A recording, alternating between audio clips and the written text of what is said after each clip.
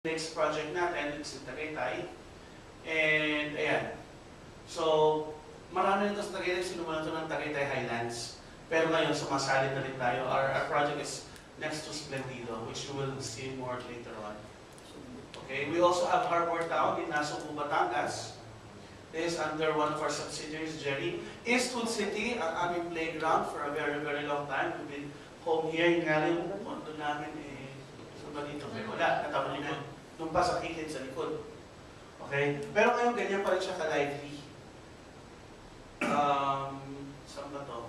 Fort. Okay, sa McKinley Hill. Sa McKinley Hill, ayan, yung unit din ng Dennis nandun sa Stamford 3. Dati ito, ano ba to? Training ground lang to eh. Somewhere sa tinatay ng mga building na to, dyan nakakulong dati sa Ninoy Aquino sa Puerto de Pacio. Talahiban niya nung araw ngayon, pinonvert na ng Mega World into a lively area. And then we have Newport City, paboritong playground ng nanay ko kasi pinakamalaking casino sa buong Pilipinas ay nandyan. It's 24/7 and also we own the Newport Mall, which is the first 24-hour mall in the Philippines. So, depende yan, kapag ikaw ay nanalo sa casino at gusto mong bilhin ng pasalubong si Mrs. kasi dalawang araw na hindi umuwi, 24 hours, mabibilang mo siya ng Louis Vuitton. Oo. At kung sakasakali naman, talunan ka at 3 araw ka nang hindi umuwi. May 24-hour shopping tayo, tandaan niyo po. Sa Newport, for every 500 pesos na may patalo mo sa casino, meron kang 1 point. At yung point na yun, pwede mo yung pamili ng mga kung ano-ano. So, kung may napatalo kang pera, pwede ka pa rin pamili. Sa bawat piso, 500 patalo mo, may piso ka. Okay? So the basic need in real estate never ends. Kasi bakit? Dadaan niya ng bank loan, maganda bentahan, maganda rin ang rentahan. Okay? The power of passive income, basically, pag nakita niyo itong charts mamaya, for every 2 million purchase price, okay? For every 2 million purchase price, tandaan po ninyo, ang monthly niyo na babayaran dyan is nasa mga 9,646 lang. Pesos. Okay? Pero ang monthly gross income mo pwede pumalo ng 23. At ang projected fair market value niyan, after ma-handover yan, in a span of 2 to 5 years, pwede lumabot ng 3 million. Nasa 50% appreciation tayo. Okay? So, once again, in the Philippines, why should you own property? Because you have a sense of pride and ownership. It's your testament to hard work and success. At tagal-tagal ko na sa Middle East, wala akong ipon sa wakas. May pagmamalaki na ako. Legacy, pass on to generations. Pag bumili ka ng iPad, abot ba yun sa apo mo? Hindi. Bumili ka ng cellphone, abot ba yun sa apo mo? Hindi. Bumili ka ng kotse, baka. Baka umabot pa yun sa apo mo. Bumili ka ng property, garantisado, aabot dyan sa kaapo-apuan mo. Okay? So that is the first stage on why we should do Philippine real estate. Now let's proceed to the next one.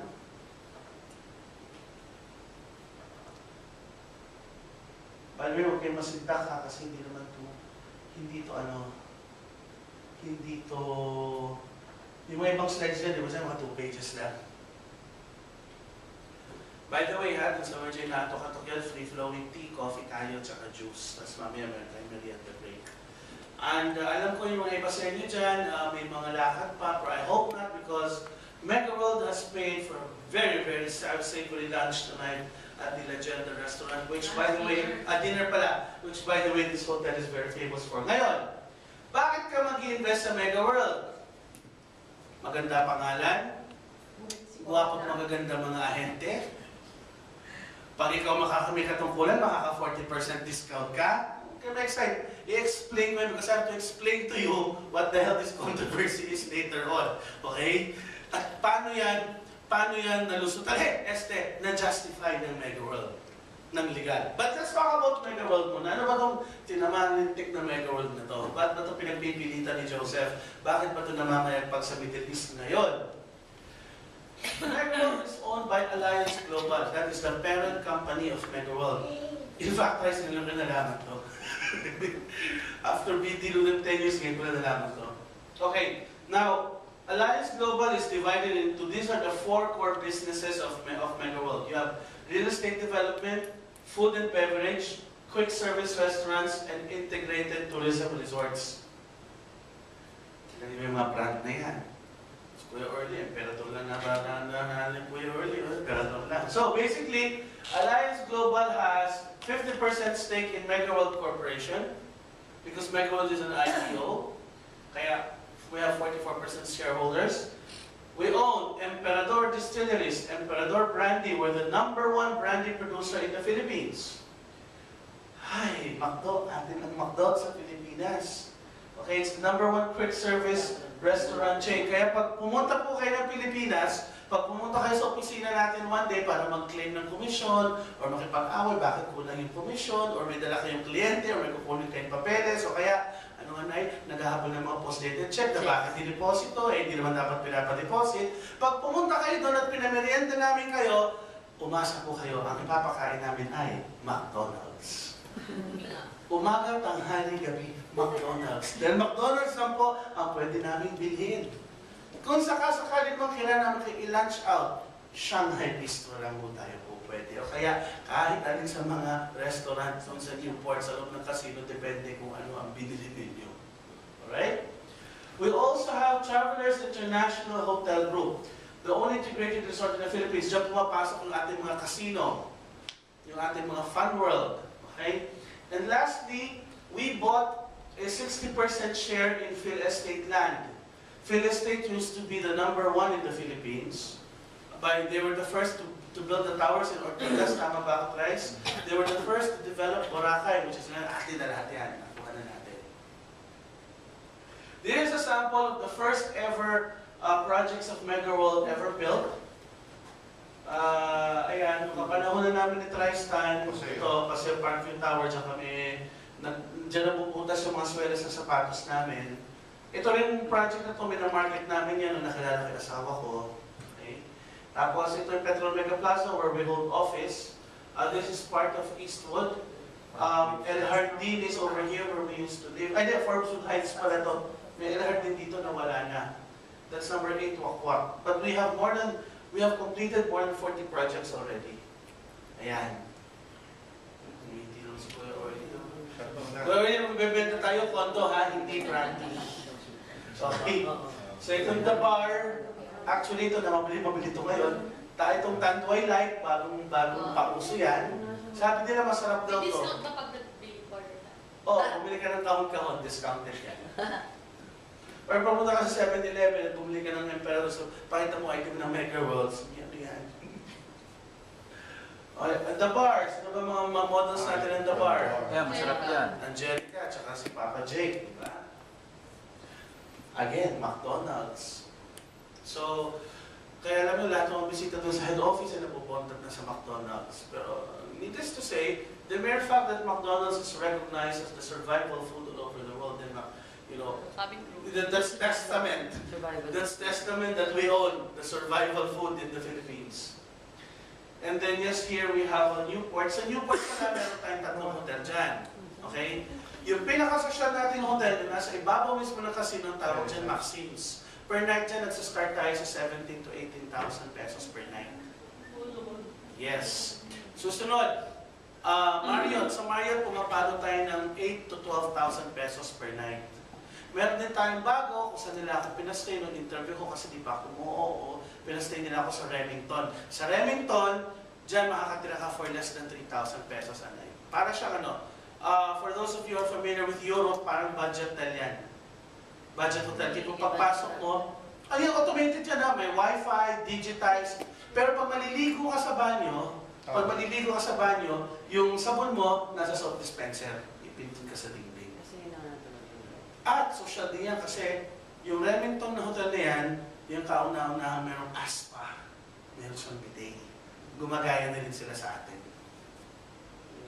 Of course, our pride outside of Manila, we have Twin Lakes, Tagaytay, we have Boracay, New Coast. Oh, speaking of Boracay, New Coast okay, sisimulan ko na muna ang good news.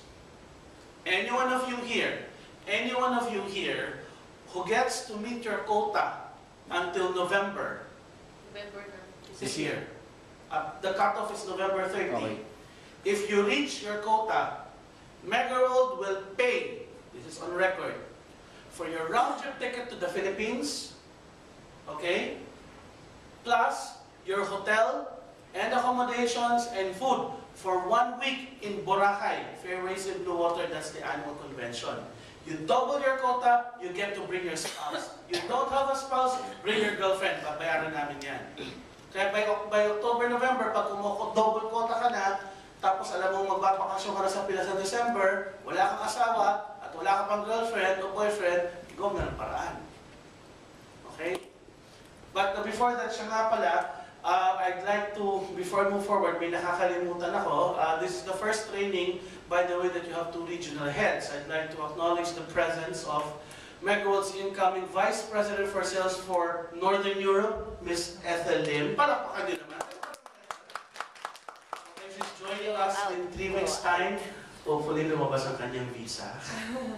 And of course, joining us this afternoon pala is the first Megaworld Country Manager for the United Kingdom and Ireland, babiyahin na rin, Dr. Ramon Cabigaw. Yes. Blow out, blow out. Blow out. Okay, medyo dito pa pumirat ang Megaworld sa Middle East. So, by the way, gusto ko sana sa December magkakasama tayo lahat doon. Okay, itong mga may salarin sa Megaworld. The owner, of course, we have Andrew Tan. Okay? We have Kingston Sian, Dina Isaac, Winston Ko, Kenneth Young. These are the big heads, but the real power and movers are the real bosses. Okay? Which is not in here. Who is Andrew Tan? Andrew Tan right now is the second richest man in the Philippines. Okay? He's known as to be one of the most conservative people. Just like Lucia Tan. Number one, Lucio. No, Henry C. Just like Lucia Tan and Henry C., Mr. Andrew Tan had his own humble beginnings. Lumaki rin yan sa... Binondo ba ito, friends? Binondo rin siya. Tsaka nagtitinda lang yan ng ano? Nagtitinda lang yan ng... Napaport dito ngayon ng persona. Okay? Ngayon nagtitinda lang siya ng mga koke. Mga bottles before. Until tapos nagbenta siya ng gamot. Tapos nagbenta ng kaldero. Tapos ngayon, building na tinatayo niya. Okay? Now, as far as revenue and net income, Megaworld never lost money, lahat paakyat yan. And we've also been very multi-awarded. Okay? Now, looking at Megaworld up close, when it comes to development and real estate, number one tayo sa residential. Okay? Property investment, we're doing good in office, retail, and hotel. And then we have community townships. But if you're going to look at the pie over here, you will see that as far as Megaworld's operations are concerned, 77% is real estate. 14% lang yung rental income. 2% hotel. Tapos yung 8% dyan yung mga McDonald's at yung mga Emperador. Pero itong 14% rental income, lalaki ito. Kasi so far yung mga BPO natin na call centers, hindi naman binibenta yan. Rental lang yan, tsaka yung mga retail stores. Maganda rin ang situation natin sa Metro Manila. Okay? We're scattered everywhere. We have Newport City in the airport. Ang Makati, Fort area, tagtag niya ng Megaworld. Meron din tayo sa Manila per se. We have in Cubao, Manhattan Garden City. Sino na sa inyo dito naliligaw sa Gateway Mall sa Cubao?